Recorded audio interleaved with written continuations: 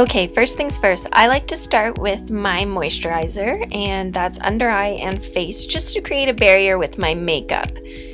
Then I go in with my primer and my foundation. I do something a little bit weird. I actually put my primer on little dots on my face, and then at the same time I put my foundation. I know it's kind of weird, but I find that it kind of shears out my foundation, makes it luminous, and actually makes it last even longer.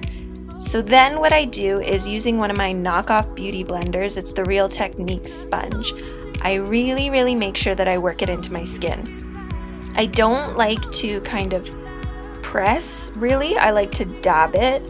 I find that that's better for not having streaks and kind of really making sure that my skin absorbs it and it looks natural. My other tip is definitely put it in the weird places that you don't think about, like underneath your jawline and kind of smoothing it into your ear. Even if your foundation matches your skin, a lot of people forget to kind of put it in those places, and sometimes you can see those demarcation lines. So I really make sure it's blended in those areas. I just find that it looks better, to be honest, that way.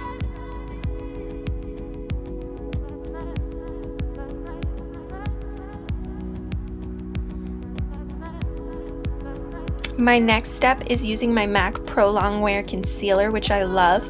I have some problem areas from acne scarring still on my cheeks, so I use that high coverage concealer just on those spots where I want extra coverage.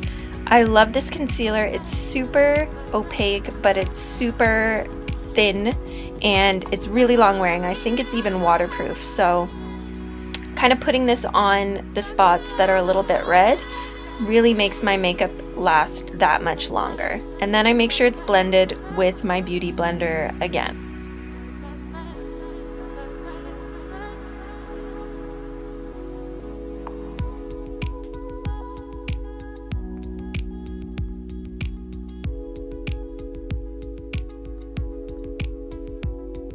And then using my NARS Radiant Creamy Concealer, which I know everyone has, I use this only under my eyes.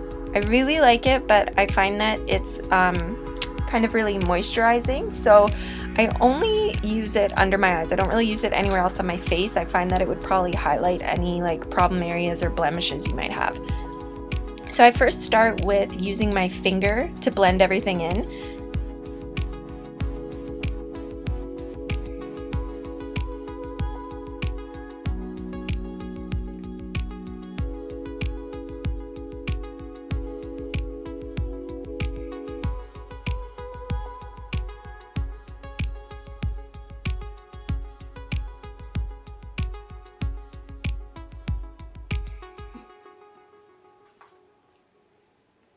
And then I'll go in again with my beauty blender just to make sure that there's no excess product, because I find if I have too heavy of a layer, it'll crease.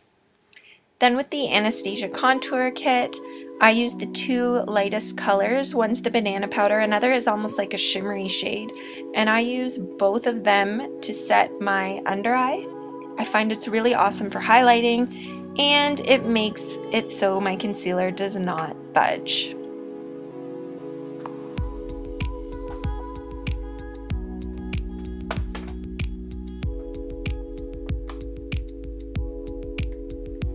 Next up is my NYC Sunny Bronzer. I love this thing, and it is so cheap. I find it's better when I'm pale, just because it's not the type of product that you can really pack on, so I only use just the smallest little touch of it to add some warmth to my face. When I'm darker, I don't really like it as a bronzer, so since I'm so ghostly, I can use it in this video.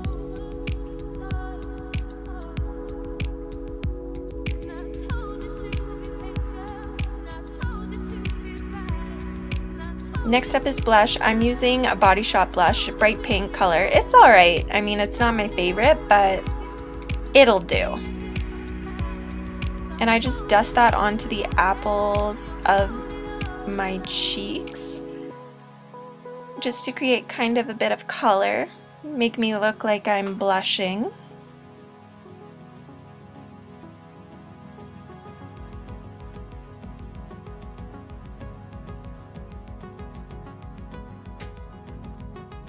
My next step is to set everything, and I use the Physicians Formula.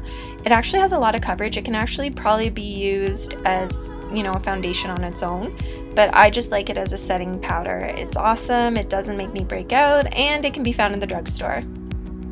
And my final step is highlight. This is also a Physicians Formula product, and it's awesome. Look at that glow. I think that's the Physicians Formula Shimmer Bricks.